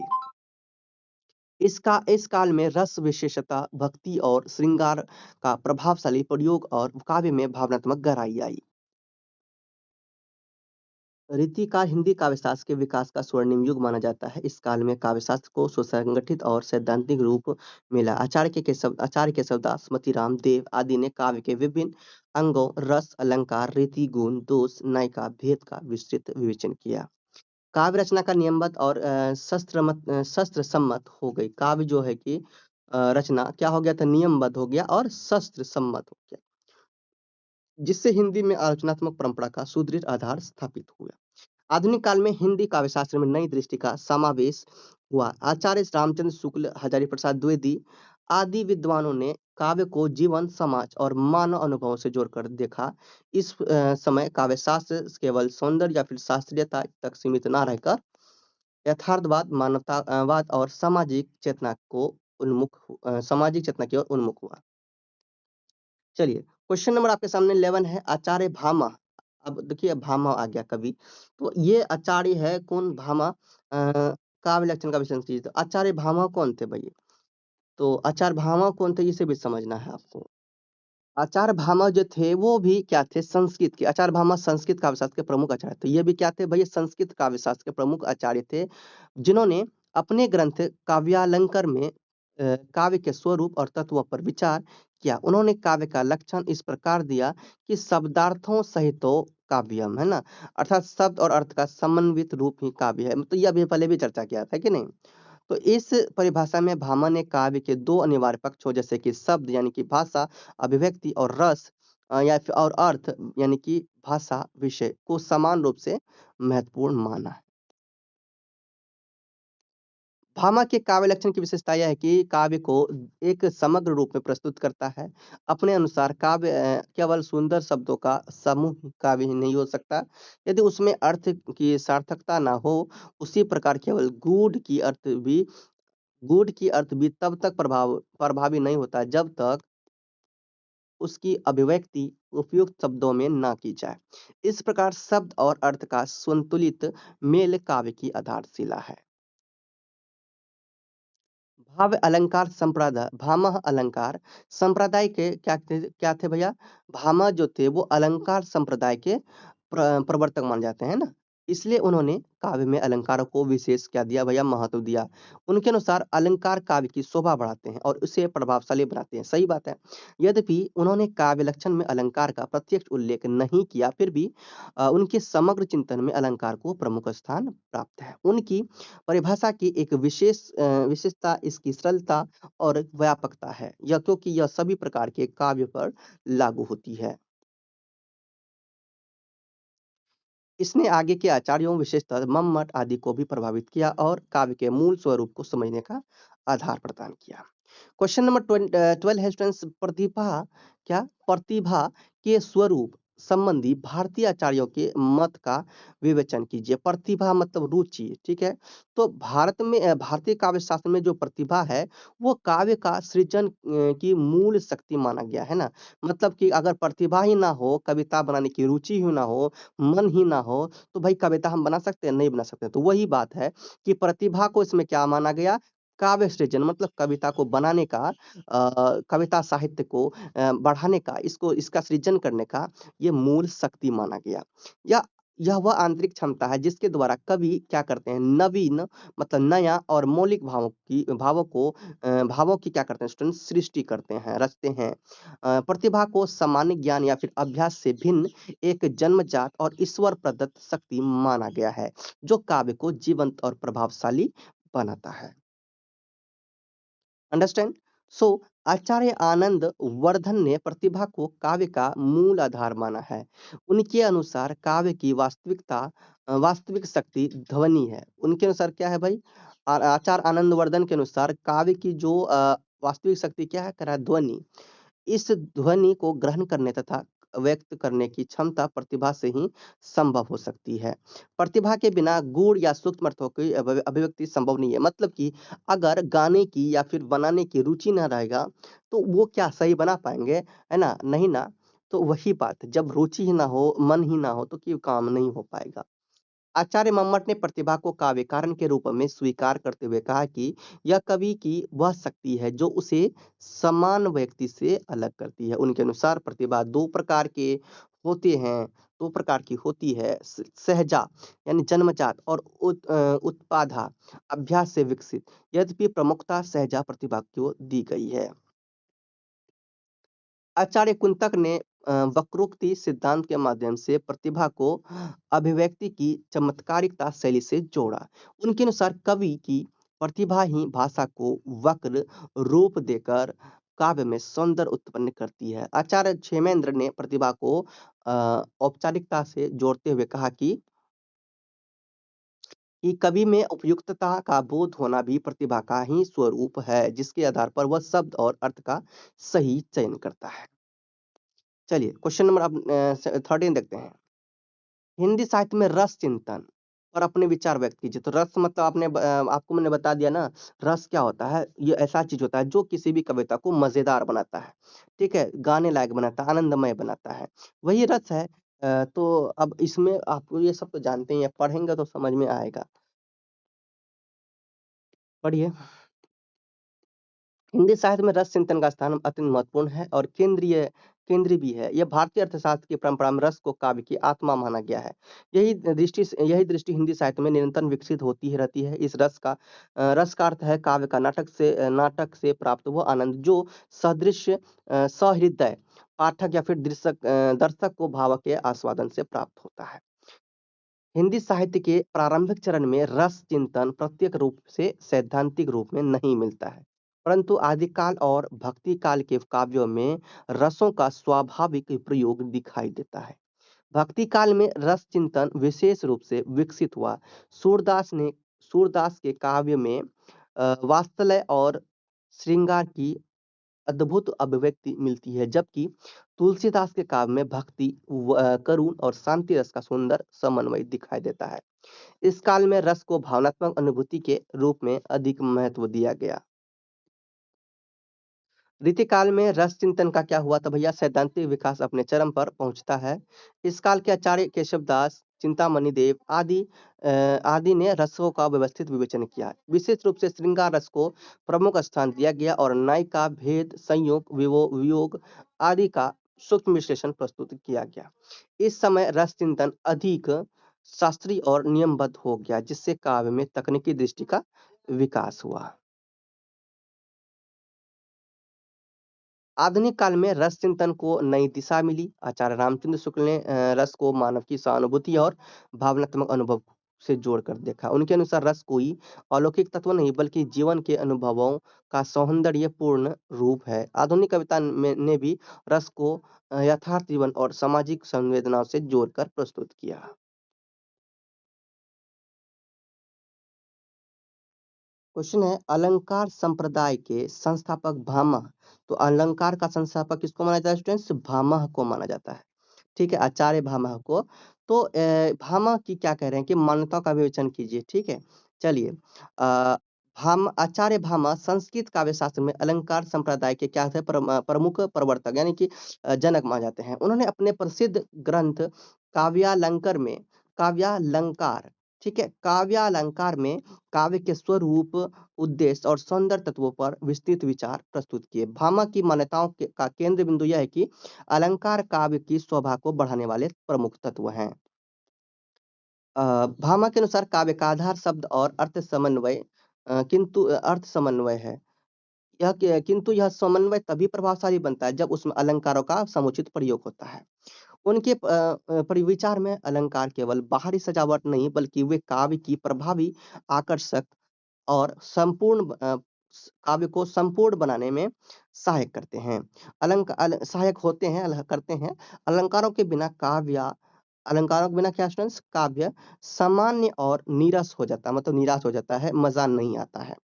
इसलिए वे काव्य की सुंदरता को बढ़ाने वाले आवश्यक साधन हैं। भामह ने काव्य में दोषों के परिहार पर भी विशेष बल दिया। उनके अनुसार दोष युक्त काव्य कभी भी श्रेष्ठ नहीं हो सकता, चाहे उसमें अलंकारों का प्रयोग क्यों ना किया गया हो। और उन्होंने शुद्धता, स्पष्टता और उचित अभिव्यक्ति को भी महत्वपूर्ण माना। उनकी एक प्रमुख मान्यता यह भी है कि कवि में प्रतिभा और अभ्यास दोनों आवश्यक है। केवल अलंकारों का ज्ञान पर्याप्त नहीं बल्कि भावों को गहराई और अभिव्यक्ति की क्षमता भी आवश्यक है। भामा के अनुसार केवल अलंकारों के अनेक प्रकार जैसे कि शब्दालंकार और अर्थालंकार है जो काव्य को विविधता और सौंदर्य प्रदान करते हैं। उन्होंने उपमा, रूपक, अनुप्रास आदि अलंकारों के माध्यम से काव्य की शोभा को समझाया। चलिए क्वेश्चन नंबर आपके सामने है 15 प्रमुख रीति समर्थक आचार्यों का परिचय दीजिए। ठीक है, कौन सी प्रमुख रीति समर्थक? चलिए रीति समर्थक मतलब कि किसी भी भाषा को एक सही तरीके से सही रूप के साथ सही डिजाइन के साथ बनाना।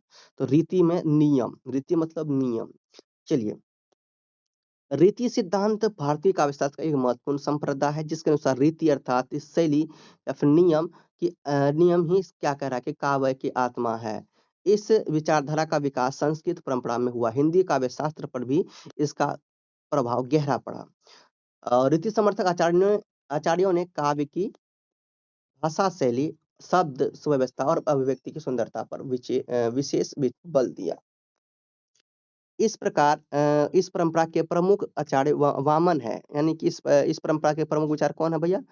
वामन, जिन्हें रीति सिद्धांत का प्रवर्तक माना जाता है। तो रीति के अकॉर्डिंग रीति का प्रमुख आचार्य किसे मानेंगे हम लोग? वामन को मानेंगे। उन्होंने अपने ग्रंथ काव्यालंकार काव्यालंकार सूत्रवृत्ति में रीति को काव्य की आत्मा बताते हुए कहा कि विशेष प्रकार की शब्द व्यवस्था ही वह काव्य को उत्कृष्ट बनाती है। उसके अनुसार रीति 3 प्रकार की होती है, वैदर्भी, गौड़ी और पांचाली, जिनमें वैदर्भी रीति को श्रेष्ठ माना गया। इसके बाद दंडी का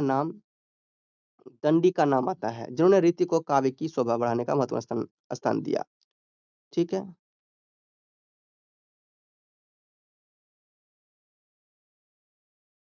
जिन्होंने रीति को काव्य शोभा बढ़ाने वाले महत्वपूर्ण तत्व माना, उनके ग्रंथ काव्य दर्शन में काव्य की भाषा, अलंकार और शैली का विस्तृत विवेचन मिलता है। दंडी ने रीति की काव्य शास्त्र काव्य के सौंदर्य का अधिक आधार स्वीकार किया। अगला, भामा को यद्यपि मुख्यतः अलंकार संप्रदाय से जोड़ा जाता है, तो फिर भी उनके विचारों में रीति के महत्व के संकेत मिलते हैं क्योंकि वे भी भाषा की शुद्धता और अभिव्यक्ति की सुंदरता पर बल देते हैं। इसके अतिरिक्त उद्भट जैसे आचार्यों ने भी रीति विकास में योगदान दिया। उन्होंने काव्य की शैलीगत विशेषताओं का विश्लेषण करते हुए रीति के महत्व को स्पष्ट किया और साहित्य के रीतिकालीन आचार्य जैसे कि केशवदास, चिंतामणि देव आदि ने इस परंपरा को आगे बढ़ाया, काव्य को नियमबद्ध तथा शास्त्रीय रूप प्रदान किया। चलिए क्वेश्चन नंबर 16 को देखते हैं। क्वेश्चन 16 है ध्वनि की अवधारणा और स्वरूप पर प्रकाश डालिए। ध्वनि मतलब कि जब भी हम कुछ कविता को यहाँ पर या तो काव्य शास्त्र के अनुसार ध्वनि बोला जाएगा, तो कविता को जब बोला जाए ना, उनकी जो ध्वनि है वो बहुत ही सुंदर मधुर होना चाहिए। वही कह रहा है, तो ध्वनि की अवधारणा और स्वरूप, इनके क्या स्वरूप हो सकते हैं, इनके बारे में बताना है। चलिए भारतीय काव्य शास्त्र में ध्वनि एक अत्यंत महत्वपूर्ण सिद्धांत है। क्या है? ध्वनि जो है वो क्या है? बहुत ही महत्वपूर्ण सिद्धांत है जिसे आचार्य आनंदवर्धन ने व्यवस्थित रूप से प्रस्तुत किया। ध्वनि का अर्थ है शब्द और अर्थ के माध्यम से एक ऐसा व्यंजित अप्रकट भाव जो प्रत्यक्ष अर्थ से अधिक गहरा और प्रभावशाली हो। समझ में क्या? तो यहाँ हम लोग क्या समझ रहे हैं? ध्वनि को समझ रहे हैं। ध्वनि है ना, किसी भी कविता में ध्वनि क्या, ध्वनि अगर सही नहीं होगा गाएंगे, अगर उसको गाने में मजा नहीं आएगा तो फिर क्या मजा भाई।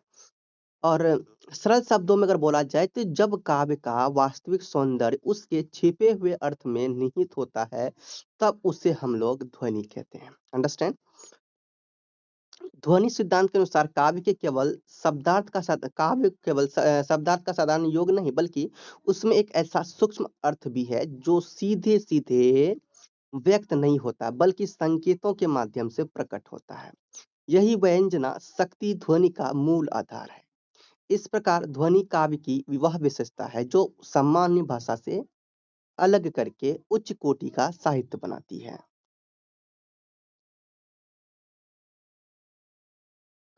आचार्य आनंदवर्धन ने ध्वनि के 3 प्रमुख स्वरूप बताए। पहला तो अर्ध ध्वनि, जिसमें अर्थ के माध्यम से कौन ध्वनि? अर्थ ध्वनि, जिसमें अर्थ के माध्यम से गूढ़ प्रभाव, गूढ़ भाव, कौन भाव? गूढ़ भाव प्रकट होते हैं। कौन भाव? गूढ़ भाव प्रभाव दृष्टि। दूसरा है शब्द ध्वनि, जिसमें शब्दों की विशेषता से अप्रत्यक्ष अर्थ निकलता है। और तीसरा है रस ध्वनि, जिसमें सर्वश्रेष्ठ जो ध्वनि सर्वश्रेष्ठ माना जाता है, और क्योंकि इस रस की अनुभूति होती है। रस ध्वनि में पाठक या श्रोता भावों के साथ तादात्म्य स्थापित कर काव्य का आनंद प्राप्त, काव्य का क्या करता है? आनंद प्राप्त करता है, मतलब कविता में आनंद लेता है। ध्वनि की अवधारणा यह स्पष्ट करती है कि काव्य का जो वास्तविक सौंदर्य उसके प्रत्यक्ष अर्थ में नहीं, बल्कि उसके अंतर्निहित और व्यंजित अर्थ में होता है। इसी कारण ध्वनि को काव्य की आत्मा कहा गया है। यह सिद्धांत काव्य को गहराई, सूक्ष्म और सौंदर्य प्रदान करता है। क्वेश्चन नंबर 17 को देखते हैं स्टूडेंट्स। प्रमुख मात्रिक छंदों के बारे में उदाहरण देकर बताइए। मात्रिक छंद वे छंद होते हैं जिनमें पंक्ति की रचना मात्राओं यानी कि लघु दीर्घ की गणना के आधार पर होती है ना, जिसमें लघु दीर्घ को देखा जाता है। जैसे कि छोटी ई है ना, बड़ी ई, छोटी ऊ, बड़ी ऊ, मतलब अ आ के ये सब लघु दीर्घ को देखा जाता है। ठीक है। इनका व्यापक प्रयोग होता है। और प्रमुख मात्रिक छंद में निम्न प्रकार इसका। पहला तो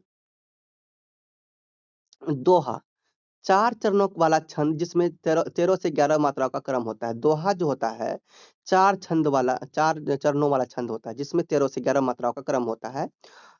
उदाहरण मान लो कि राम नाम मणि दीप धरु, जीह देहरी द्वार, तुलसी भीतर बाहे रहूं, जो चाहसी उजियार।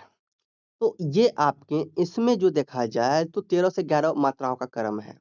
आ की मात्रा आ गया, ई की मात्रा, बड़ी ई की मात्रा, ऊ, है ना, ई, ऊ, इस तरह से देखते हुए कुछ इस तरह से मात्राओं का क्रम दिखाई दिया।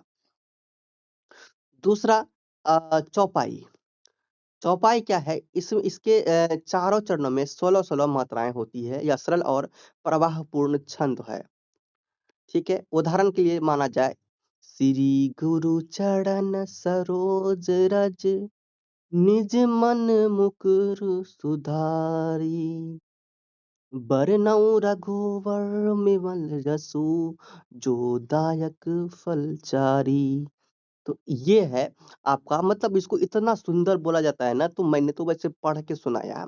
इसको जब बोला जाता है ना, इतना मजा आता है, इतना सुंदर, क्या मैं आपको बताऊं। ठीक है। इस प्रकार अगला है आपका सोरठा। यह दोहा का उल्टा रूप है, जिसमें 11 से 13 मात्रा का क्रम होता है। उदाहरण, साधु ऐसा होना चाहिए जैसा सूप सुभाए, सार सार को गही रहे, थोथा देह थोता देह उड़ाए। नेक्स्ट आपका रोला, 4 चरणों वाला छंद इसमें होता है। इसमें प्रत्येक चरण में 24 मात्राएं होती है। यह गे और प्राह युक्त होता है। ठीक। उसके बाद आपका हरि गीतिका। ये सब भी आप धर्म याद कर लीजिएगा सब पॉइंट को। 4 चरण वाला ये भी छंद होता है। प्रत्येक चरण में 28 मात्रा इसमें होती है, और यह भक्ति और श्रृंगार काव्य में अधिक प्रयोग होता है। चलिए कंप्लीट। क्वेश्चन नंबर आपका 18 है, भरत मुनि के रस निष्पत्ति, है ना, भरत मुनि के रस निष्पत्ति सूत्र की क्या कीजिए? व्याख्या कीजिए। चलिए समझते हैं। भरत मुनि भारतीय काव्य शास्त्र के प्रथम और सर्वाधिक महत्वपूर्ण आचार्य माने जाते हैं। उन्होंने अपने ग्रंथ नाट्य शास्त्र में रस सिद्धांत का प्रतिपादन किया। प्रसिद्ध सूत्र दिया, क्या दिया भाई? विभवानुभाव वैभवीय चार्य संयोगाद रस निष्पत्ति। ठीक है। तो इसको थोड़ा सा एकदम जोड़ के पढ़ा जाता है अच्छा से। तो इसको सही से कैसे बोला जाएगा? तो विभावानुभाव विभिचार संयोगाद। ठीक है। तो इस तरह से बोला जाता है रस निष्पत्ति। इस सूत्र का अर्थ है कि विभाव, अनुभाव और व्याभिचारी संचारी भावों के संयोग से रस की निष्पत्ति होती है। अर्थात जब किसी काव्य या फिर नाटक में इन तीनों तत्वों का समुचित समन्वय होता है, तब सहृदय के मन में रस की अनुभूति उत्पन्न होती है। विभाव के कारण जो भावों को उत्पन्न करते हैं, इसके दो प्रकार होते हैं। एक आलंबन विभाव, जो नायक, जिसमें नायक नायिका के बारे में चर्चा होता है, और दूसरा उद्दीपन, जैसे में वातावरण और प्रकृति आदि के बारे में। ये भावों को जागृत करने का क्या करते हैं? स्ट्रेस कार्य करते हैं। अनुभाव वे भाई या बाह्य चिन्ह होता है जो भाव के उत्पन्न होने पर प्रकट होते हैं। और जैसे आंसू बहना, मुस्कुराना, रोमांच होना आदि, ये भावों की अभिव्यक्ति को स्पष्ट करते हैं। ठीक है स्टूडेंट्स। व्यभिचारी या संचारी भाव के अस्थाई भाव है जो स्थायी भाव को पुष्ट करते हैं, जैसे कि चिंता, हर्ष, लज्जा आदि। ये भाव अस्थाई भाव के साथ मिलकर उसे अधिक गहराई प्रदान करते हैं। जब ये तीन तत्व विभाव, अनुभाव और व्यभिचारी भाव समान रूप से समन्वित हो जाते हैं, तब अस्थाई भाव को पूर्ण रूप से विकसित होकर रस का रूप ले लेता है। रस वो आनंद है जो पाठक या दर्शक को काव्य के माध्यम से प्राप्त होता है। क्वेश्चन नंबर 19 है स्टूडेंट्स, औचित्य संप्रदाय। अब समझिए, औचित्य संप्रदाय पर विवेचनात्मक निबंध लिखिए। तो औचित्य संप्रदाय का मतलब होता है स्टूडेंट्स उचित होना, उपयुक्त होना। ठीक है, औचित्य का मतलब होता है उचित होना। पहले औचित्य संप्रदाय में औचित्य को समझे तो औचित्य का मतलब क्या होता है? उचित होना, उपयुक्त होना। अर्थात क्या कि किसी कविता, कहानी या फिर साहित्यिक रचना में जो बात जहां और जैसे कही जाए वहां के अनुसार सही और उपयुक्त होनी चाहिए, इसे हम लोग औचित्य कहेंगे। ठीक है, तो अब यहाँ पे संप्रदाय, तो संप्रदाय को समझे, औचित्य संप्रदाय की अगर टोटल मतलब समझे तो संप्रदाय को भी समझना जरूरी होता है। संप्रदाय का अर्थ होता है भैया विचारधारा, मत, सिद्धांत का समूह। जब किसी विद्वान के विचारों को मानने वाले लोग एक विशेष सिद्धांत को महत्व देता है, तो उसे संप्रदाय कहते हैं। तो औचित्य संप्रदाय टोटल मिला के समझ गए। कुल मिलाकर आप औचित्य संप्रदाय को अगर समझा जाए तो ये आप लोग क्या समझे? ठीक है, कि जब आचार्य देखो औचित्य संप्रदाय का एक ये समझिए सही से कि औचित्य संप्रदाय वह विचारधारा है जो वह विचारधारा को मानता है कि जिसमें काव्य हर चीज को उचित और परिस्थिति के अनुसार देता है। उचित और क्या कहते हैं, विशेषता को दिखाते हुए, विशेषता को बताते हुए देता है। ठीक है, दोनों को मिला के अगर हम लोग बोले तो इस तरह से बोल सकते हैं कि वह काव्य शास्त्रीय विचारधारा जो मानती है कि कविता या फिर साहित्य में हर बात का पात्र, समय, स्थान और परिस्थिति के अनुसार ये चीज उचित होनी चाहिए। ठीक है, तो इस औचित्य संप्रदाय के जो प्रवर्तक है, जो प्रमुख आचार्य है, वो स्टूडेंट क्षेमेंद्र। ठीक है, क्या है स्टूडेंट? क्षेमेंद्र। इस तरह से ये ध्यान रखना। सो उनका मानना था कि यदि काव्य में औचित्य नहीं हो तो रस, अलंकार और गुण भी अपना प्रभाव खो देता है। ठीक है, इसलिए काव्य में औचित्यता का होना बहुत जरूरी है। सही कह रहे हैं भाई। अब मान लो, अब तुम कुछ खाना बनाए हो, खाना में टेस्ट टेस्ट के माध्यम से अच्छा से मसाला नहीं डाले तो खाना सही होगा क्या? नहीं ना। मजा आएगा क्या? नहीं ना। टेस्टी बनेगा क्या? नहीं ना। तो ये समझ गए। चलिए आगे समझते हैं। औचित्य संप्रदाय पर विवेचनात्मक निबंध लिखिए, तो चलिए समझते हैं। औचित्य संप्रदाय भारतीय काव्य शास्त्र का एक महत्वपूर्ण सिद्धांत है जिसके प्रवर्तक आचार्य क्या है? क्षेमेंद्र है।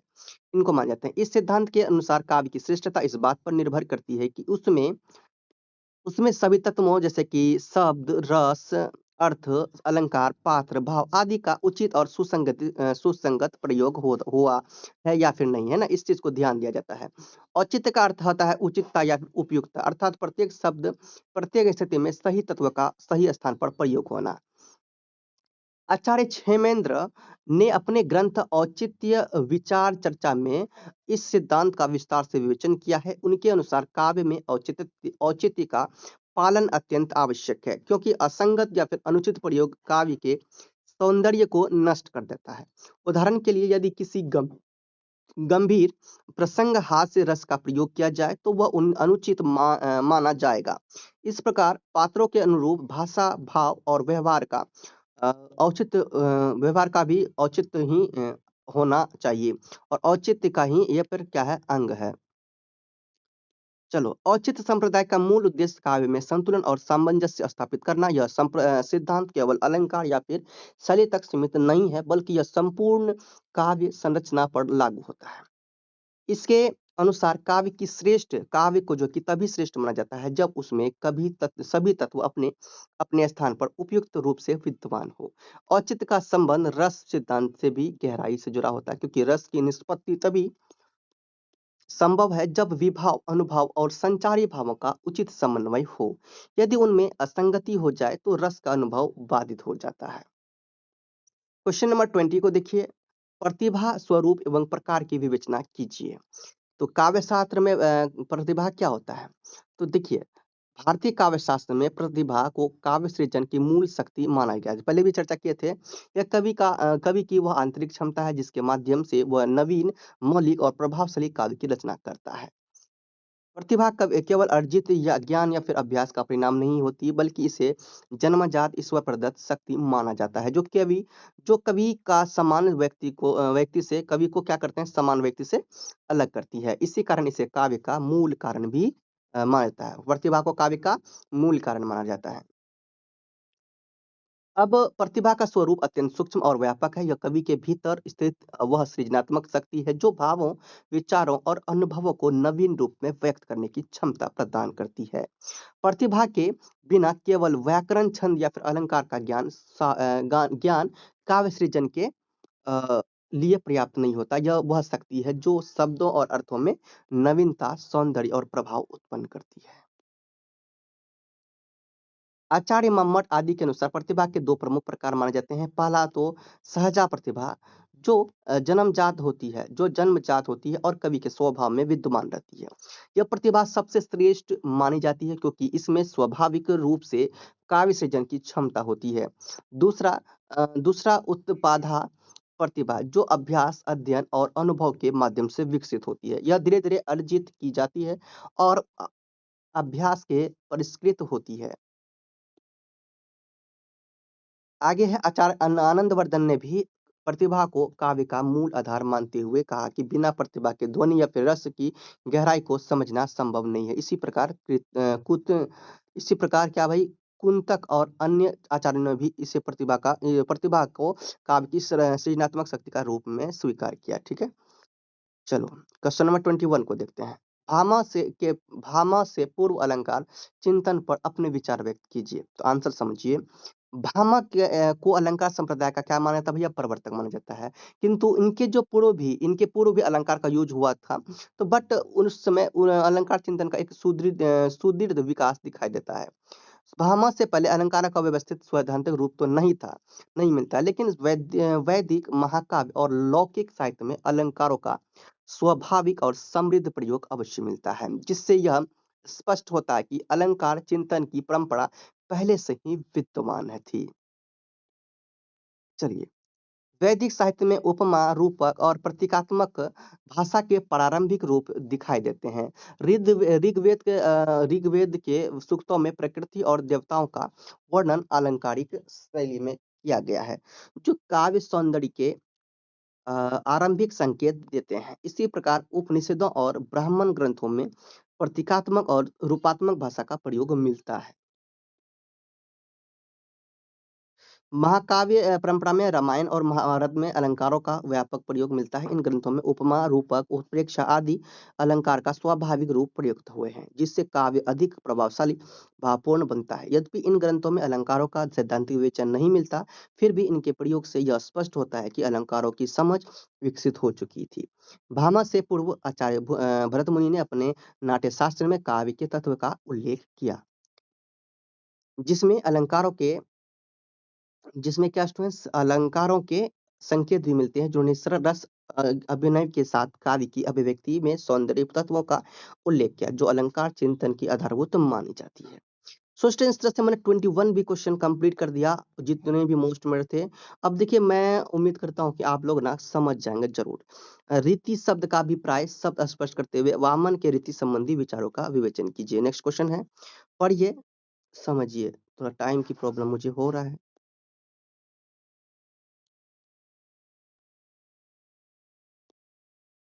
चलिए पढ़ ही देता हूँ, चलो पढ़ ही लेता हूँ। आप लोग ने तो फिर बोलोगे सर पूरा नहीं करा रहे हैं, पूरा नहीं पढ़ रहे हैं, पूरा नहीं समझा रहे हैं। समझा देता हूँ, चलो क्यों अधूरा छोड़े। फिर से क्वेश्चन पढ़ते हैं। रीति शब्द का अभिप्राय स्पष्ट करते हुए, रीति शब्द का अभिप्राय स्पष्ट करते हुए आचार्य वामन के रीति संबंधी विचारों का विवेचन कीजिए। काव्य शास्त्र में रीति का अर्थ है काव्य की शैली या फिर अभिव्यक्ति प्रणाली से है। यह विशेष ढंग से है। यह विशेष ढंग है जिसके द्वारा कवि अपने भावों और विचारों को शब्दों के माध्यम से व्यक्त करता है।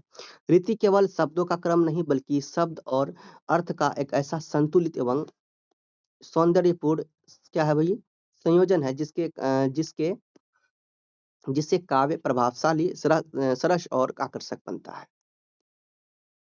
आचार्य वामन रीति सिद्धांत के प्रमुख प्रवर्तक माने जाते हैं। उन्होंने अपने ग्रंथ काव्यालंकार सूत्रवृत्ति में स्पष्ट रूप से कहा है कि रीतिरात्मा काव्यास्त्र सॉरी रीतिरात्मा काव्यस्य अर्थात रीति ही काव्य की आत्मा है। मतलब अच्छा उसने क्या कहा अपने काव्यालंकार सूत्रवृत्ति में कि जो रीतिरात्मा काव्यस्य तो अर्थात रीति ही काव्य की आत्मा है। उनके अनुसार काव्य का वास्तविक सौंदर्य उसकी शैली में निहित होता है। सही बात है। रीति मैंने आपको बताया था ना कि जो नियम के अकॉर्डिंग लिखा जाए, सही तरीके से लिखा जाए, ठीक है, एक रूल से लिखा जाए, है ना, वो रीति होता है।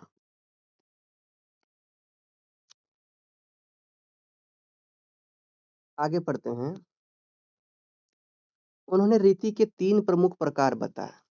वैदर्भी रीति, गौड़ी रीति और तीसरा जो है वो है पांचाली रीति। तो वैदर्भी रीति क्या? वैदर्भी रीति यह सर्वश्रेष्ठ मानी जाती है। जो रीति है वो सर्वश्रेष्ठ मानी जाती है। इसमें कोमल, सरल और मधुर शब्दों का प्रयोग होता है। गौरी रीति इसमें क्या होता है औजपूर्ण, कठिन और भारी शब्दों का प्रयोग होता है जो वीर रस के लिए उपयुक्त है। और पांचाली रीति में क्या होता है यह क्या है कि पांचाली रीति यह माध्यम रीति है जिसमें संतुलित और मिश्रित शैली अपनाई जाती है। वामन के अनुसार कवि को विषय, रस और प्रसंग के अनुसार उचित रीति का चयन करना चाहिए। यही काव्य को प्रभावी और सुंदर बनाता है। अब हम लोगों ने नोट इतने सारे क्वेश्चंस देखे, वो सभी लॉन्ग टाइप के क्वेश्चंस थे। और ये जो अब देख रहे हैं ये हमारा टिप्पणी, कुछ टिप्पणी भी आपके एग्जाम में आ जाते हैं 10 मार्क्स के। सो ये देखिए क्वेश्चन नंबर आपका फर्स्ट है कि प्रतिभा का स्वरूप, है ना, टिप्पणी, इस पर टिप्पणी देना। प्रतिभा का क्या भाई, प्रतिभा क्या होता है? तो प्रतिभा पर क्या करना है, टिप्पणी देना है। चलिए समझिए, ये पहले भी हम लोग चर्चा कर चुके थे प्रतिभा।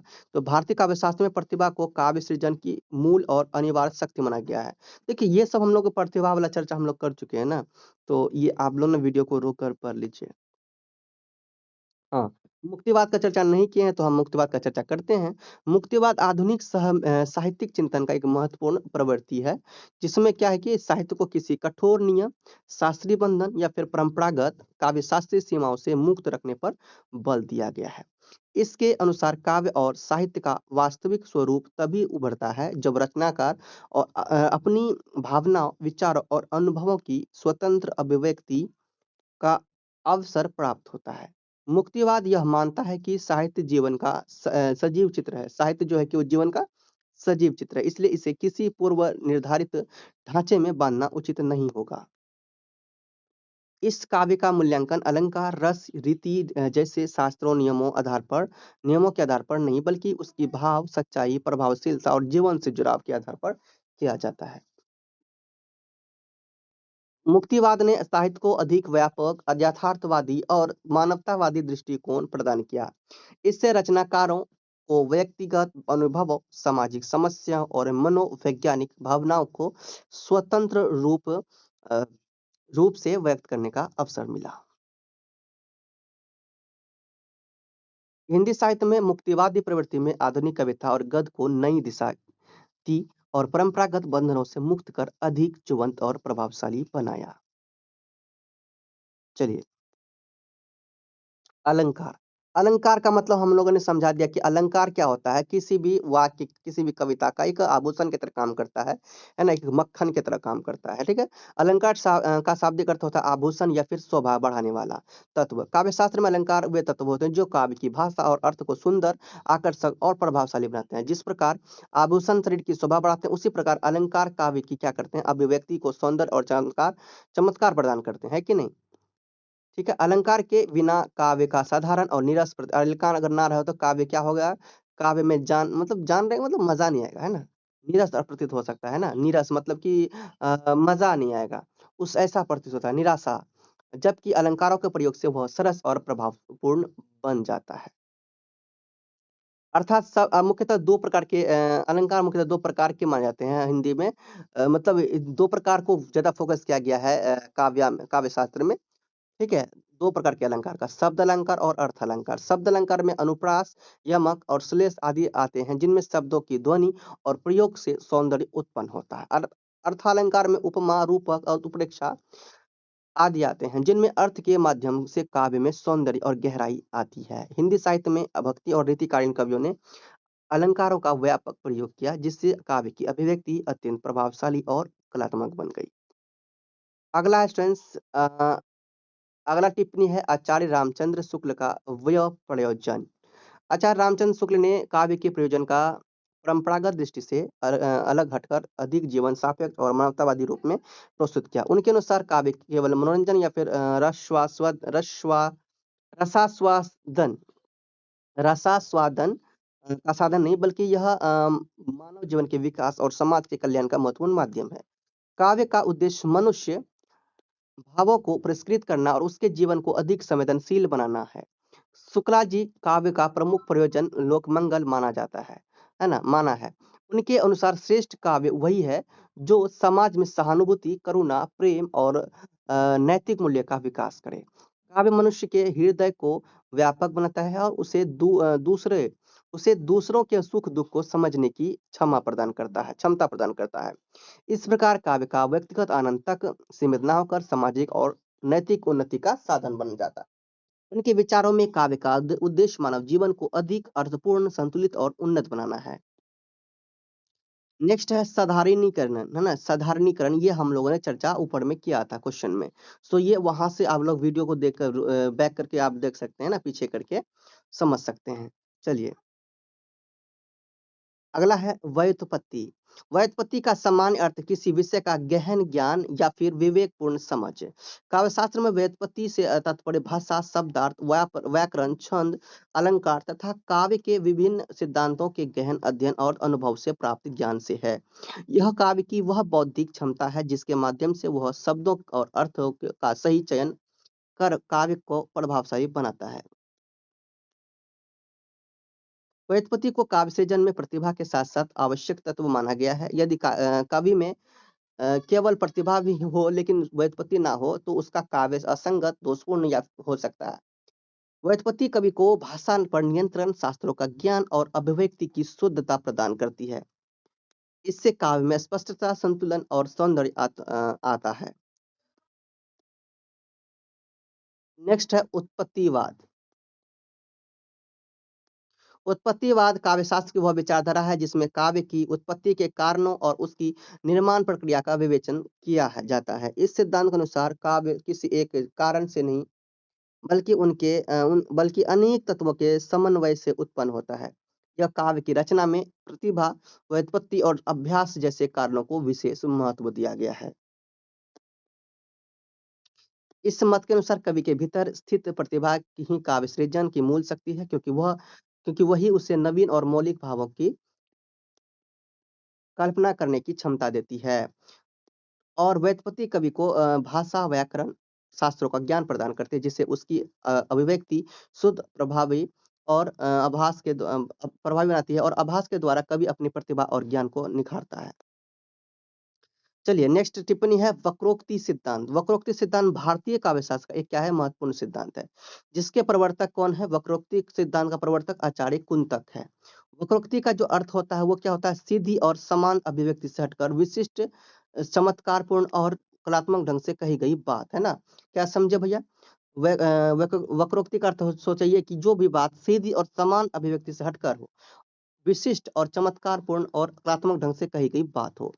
इस सिद्धांत के अनुसार काव्य की आत्मा उसकी वक्र या फिर उस विशेष प्रकार की अभिव्यक्ति में निहित होती है, जो साधारण भाषा से अलग होती है। कुंतक के अनुसार कवि जब अपने भावों को नवीन शैली, अनोखे शब्द चयन और चमत्कारपूर्ण ढंग से प्रस्तुत करता है, तभी काव्य में सौंदर्य प्रभाव उत्पन्न होता है। वक्रोक्ति केवल शब्दों की चतुराई नहीं, बल्कि यह भाव और अर्थ दोनों के स्तर पर प्रकट होने वाली विशिष्टता है। इसी कारण यह भाव को आकर्षक, रोचक और प्रभावशाली बनाती है। वक्रोक्ति सिद्धांत स्पष्ट करता है कि काव्य का सौंदर्य उसकी मौलिक और विशिष्ट अभिव्यक्ति में निहित है। यह सिद्धांत काव्य को सामान्य भाषा से ऊपर उठाकर उसे कलात्मक और सृजनात्मक का रूप प्रदान करता है। चलिए, अनुभाव क्या है इसे भी देखिए। अनुभाव भारतीय रस सिद्धांत का एक महत्वपूर्ण तत्व है। ठीक है, जिसका संबंध किससे है? रस की निष्पत्ति से है। अनुभाव वे बाह्य चिन्ह, क्रियाएं हैं जो किसी भाव के उत्पन्न होने पर शरीर और व्यवहार में प्रकट होते हैं। जब मन में कोई अस्थायी संचारी भाव जागृत होता है, तो उसके प्रभाव स्वरूप जो शारीरिक या फिर मानसिक अभिव्यक्ति दिखाई देती है, उसे हम लोग अनुभाव कहते हैं। अनुभवों के माध्यम से भावों की वास्तविक स्थिति का पता चलता है। उदाहरण के लिए, हर्ष होने पर मुस्कुराना, मतलब खुशी होने पर मुस्कुराना, शोक होने पर आंसू बहाना, क्रोध में शरीर कांपना, चेहरा लाल होना आदि अनुभव है। यह भावों को स्पष्ट और प्रभावशाली बनाते हैं तथा काव्य में रस की अनुभूति सशक्त होती है। मतलब कविता में ऐसे ऐसे सीन, ऐसे ऐसे बात देते हैं ना, जो अनुभवों का ही जरिया होता है। ठीक है, ताकि उसमें एक दुख दिखे, एक सुख दिखे, खुशी दिखे, ये सब। अब लास्ट है वक्रोक्ति के प्रकार। वक्रोक्ति के चलिए, आचार्य कुंतक द्वारा प्रतिपादित वक्रोक्ति सिद्धांत में वक्रोक्ति को काव्य की आत्मा माना गया है। उनके अनुसार वक्रोक्ति केवल एक ही प्रकार नहीं होती है। वक्रोक्ति की और भी प्रकार होती है, बल्कि यह काव्य के विभिन्न स्तरों पर भिन्न-भिन्न रूप में प्रकट होती है। वक्रोक्ति का मुख्य आधार अभिव्यक्ति की विशिष्टता और चमत्कारपूर्ण शैली है, जो काव्य को साधारण भाषा से अलग करती है। कुंतक ने वक्रोक्ति के प्रमुख प्रकारों में वर्ण वक्रता, पद वक्रता, वाक्य वक्रता और प्रकरण वक्रता को स्वीकार किया। वर्ण वक्रता में ध्वनि वर्णों के विशेष प्रयोग से सौंदर्य उत्पन्न होता है। पद वक्रता में शब्दों के चयन और उनके विशेष प्रयोग से काव्य में चमत्कार आता है। वाक्य वक्रता में पूरे वाक्य की संरचना और अभिव्यक्ति की विशिष्टता महत्वपूर्ण होती है। प्रकरण वक्रता में पूरे प्रसंग या फिर कथा के प्रस्तुतिकरण की अनूठा शैली या फिर काव्य का सौंदर्य बढ़ता है। सॉरी, और भी एक है सहृदय, इसे भी समझिए। सहृदय जो सुन रहे थे, हम लोग देख रहे थे क्या है। सहृदय भारतीय काव्य शास्त्र का एक महत्वपूर्ण शब्द है, जिसका अर्थ होता है वह पाठक या फिर दर्शक जिसके हृदय में काव्य के भावों का समझने, अनुभव और स्वाद की क्षमता होती है। मतलब कि ऐसा कविता, ऐसा काव्य हो जो सुनने के बाद हृदय एकदम खुश हो जाए। हृदय हृदय मतलब ये हो जाए, है ना, हृदय गर्भित हो जाए, मजा आ जाए। ठीक है, सहृदय वह व्यक्ति वह होता है जो संवेदनशील, भावुक और कल्पनाशील होता है, जो कवि काव्य में निहित रस को ग्रहण कर सकता है ना। काव्य भैया और भी है, काव्य का वास्तविक आनंद सहृदय व्यक्ति ही है प्राप्त कर सकता है, क्योंकि वही भावों के साथ तादात्म्य स्थापित कर पाता है। ऐसे व्यक्ति अपने व्यक्तिगत अनुभवों को कुछ समय के लिए भूलकर वा काव्यों में प्रस्तुत भावनाओं को सामान्य रूप में ग्रहण करते हैं और उस रस का आस्वादन करते हैं। इसलिए रस निष्पत्ति में सहृदय का भूमिका अत्यंत महत्वपूर्ण मानी जाती है। छंद के प्रकार, लास्ट है ये क्वेश्चन समझो। छंद काव्य की वह लयात्मक व्यवस्था है जिसमें वर्णों या फिर मात्राओं के निश्चित क्रम के आधार पर वो काव्य रचना की जाती है। छंद काव्य को संगीतात्मक प्रवाह और सौंदर्य प्रदान करते हैं। हिंदी काव्य में छंद का विशेष महत्व है और इन्हें मुख्यतः दो भागों में बांटा गया है, वर्णिक छंद और मात्रिक छंद। वर्णिक छंदों में अक्षरों की संख्या और क्रम निश्चित होता है, जैसे कि दोहा, चौपाई, सवैया। इन छंदों में वर्णों की गणना के आधार पर काव्य की रचना की जाती है। दूसरी ओर मात्रिक छंद में मात्राओं, लघु, दीर्घ को देखा जाता है। इनके गणना के आधार पर पंक्तियों की रचना होती है, जैसे कि दोहा, सुरठा, रोला आदि।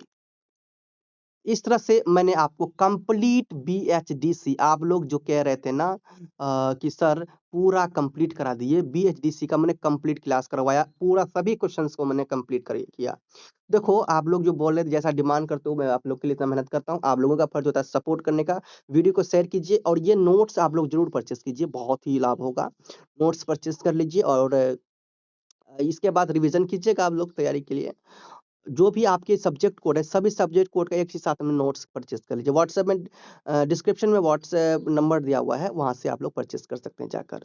सो स्टूडेंट्स एग्ज़ाम बहुत अच्छा जाएगा, all the best, don't forget to subscribe. मिलते हैं नेक्स्ट में, तब तक बाय। जय श्री कृष्ण बोलिए, प्रेम से रहो, प्रेम से पढ़ो, प्रेम से बोलो।